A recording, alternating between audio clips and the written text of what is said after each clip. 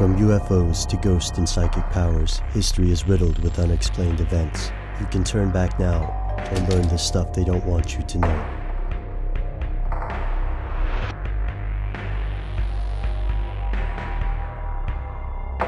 Here are the facts. During 2010, the United States consumed 6.99 billion barrels of oil. Over the course of 2011, the Energy Information Administration estimates the average U.S. household will spend about $3,235 on gasoline. The three largest publicly traded oil companies cleared $58.3 billion in profits in 2010. The world runs on fossil fuels, and oil is a booming business. But for how long? Oil is a dwindling resource, and political instability around the world translates to unpredictable cuts in supply. World governments, auto manufacturers, and inventors continuously search for new technology that will break our addiction to oil. Oil companies are doing their part too, by investing in new methods of recovering conventional fuel and new ways of making alternative energy. At least, that's the idea, but according to some conspiracy theorists, oil companies have an entirely different agenda, one they're willing to kill to protect. Here's where it gets crazy.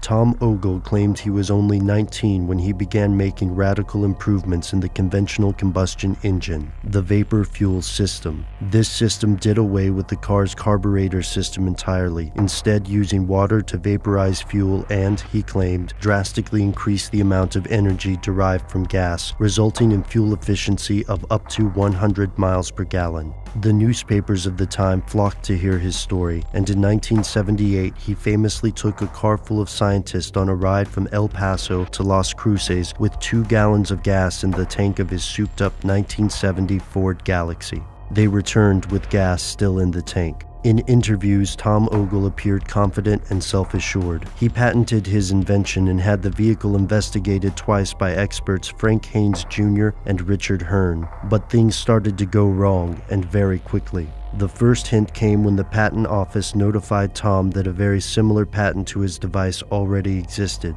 General Motors had this patent and more, but they weren't bringing them to market. Instead of making billions off his invention, Tom Ogle found himself beset by numerous lawsuits, as well as pressure from alleged representatives of Shell Oil. And he wasn't the only inventor who claimed an oil company had pressured him out of success. Frank Reed, an inventor from Fort Worth, claimed that he went through numerous court battles with oil firms and that they tried to buy his invention with the understanding that he would never build another. After the death of his business partner, Tom closed the doors of his shop and fell into gambling. He died at the age of 26, and the coroners ruled his death a suicide. His vapor fuel system, once an issue of national news, slipped through the cracks of history and now exists as an oddity, and nothing more than a conspiracy theory. According to skeptics, that's where it should remain. Today, mainstream science largely dismisses the claims Ogle and his supporters made. The second law of thermodynamics makes Ogle's claims highly unlikely, and there's another elephant in the room.